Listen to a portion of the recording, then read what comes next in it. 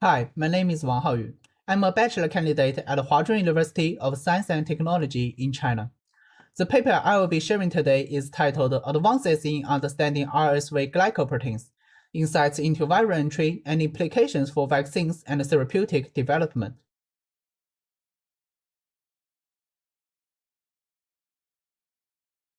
My review will introduce the structure of the G and F protein, their receptors, the process of RSV entry, and briefly discuss the current development of its antibodies and vaccines. Respiratory syncytial virus, aka RSV, is the leading cause of hospitalization in infants and the second leading cause of infant mortality after malaria. Globally, RSV is responsible for approximately 60,000 deaths in children under the age of 5 annually. Each year in the United States, RSV causes approximately 60,000 to 160,000 hospitalizations among adults 65 years and older. In order to combat RSV infection, the human immune system increases mucus secretion and triggers inflammatory reactions, leading to the narrowing of respiratory tract and causes bronchitis and pneumonia in infants, elderly individuals, and high-risk populations. This is particularly dangerous for newborns, as their airways are relatively narrower compared to adults and are more prone to mucus blockage.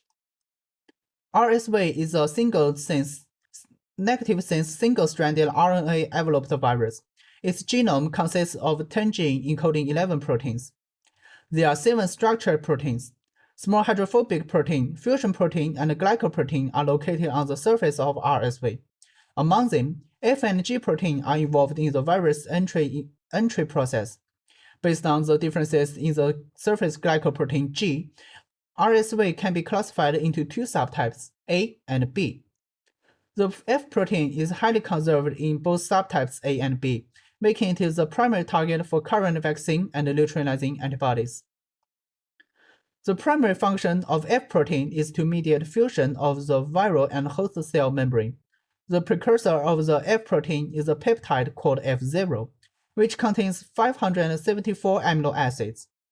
It contains 2 multibasic furin cleavage sites, known as FS1 and FS2.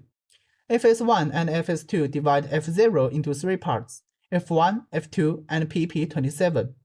The F1 subunit is composed of several components. The fusion peptide that inserts into the neighboring cell membrane during infection, a heptide repeat region A and region B, which form a stable 6-alpha helix structure during fusion. A transmembrane domain, which is a portion of the F protein that inserts into the viral membrane, and a cytoplasmic domain that enters the cytoplasm. On the other hand, the F2 subunit primarily consists of the heptide repeat region C. To become fusion competent, the F protein undergoes 2 steps, cleavage and trimerization. However, the order of these 2 events hasn't been definitely confirmed. The cleavage occurs when F protein is transported to the plasma membrane, and FS1 and FS2 are cleaved by furin-like host protease in the trans-Golgi network, resulting in the removal of pp27, forming 2 subunits, F1 and F2. After cleavage, F1 and F2 covalently associate through disulfide bonds to form a heterodimer. And here is a process of trimerization. 3 heterodimers trimerize to adopt a pre-fusion conformation. Although experimental evidence suggests that F protein can only trimerize after cleavage, the exact sequence of cleavage and trimerization hasn't been definitely confirmed. The pre-fusion conformation of the F protein exhibits a cone shape and is unstable.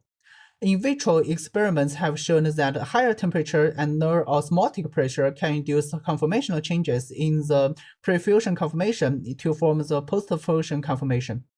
However, the precise physiological triggers for these conformational changes are still unknown. During the entry process, the F protein can interact with the host cell via nuclein, IGF-1 receptor, EGF receptor, ICM1, and TLR4. Among these, nuclein and IGF-1 receptor only assist in virus internalization. Nuclein is sparsely distributed on the cell membrane and is mainly found in nucleus, nucleoplasm, and cytoplasm. The presence of IGF-1 receptor can increase the amount of nuclein on the cell membrane, thereby enhancing viral infection efficiency. EGF receptor, IGF-1, and TLR4 not only facilitate virus entry but also triggers the host immune response, such as excessive mucus production in respiratory tract of patients, facilitating the adhesion of neutrophils and eosinophils, and inducing pro-inflammatory cytokines. The nitrogen terminus of the G protein is located inside the viral envelope and contains a single cysteine residue. The extracellular domain consists of two mucinous variable domains. These two mucinous variable domains are characteristic features that distinguish between the A and B subtypes of RSV. Between the two mucinous domains, there is a hairpin binding domain which binds to HSPG and a central conserved domain. Within the central conserved domain, there are four closely spaced cysteine residues covalently collected in pairs through disulfide bonds, forming the cysteine-rich loose region which binds to CX3CR1. The first step of viral entry is attachment. The G protein binds to its receptors mentioned before, allowing the virus to attach to the cell membrane. Subsequently, RSV has two ways to enter the cell. The first way is to immediately undergo membrane fusion after the attachment process, allowing its RNA to enter the cell. After RSV is attached to the membrane, the F protein binds to its receptor. Subsequently, the F protein undergoes a conformational change, with every 3 F protein forming a trimeric HRA alpha helical bundle structure and exposing its transmembrane domain to insert into the host cell membrane, forming a pre-hairpin conformation. The formation of the pre-hairpin conformation allows HRB to insert into the groove of the HRA alpha helical bundle, forming a stable HR6 helix bundle. The formation of the 6 helix bundle causes the F protein to fold, further bringing the viral membrane closer to the host cell membrane, inducing sufficient distortion and stress to trigger their fusion. Interestingly, the behavior of the F protein here is highly similar to the snares involved in vesicular transport.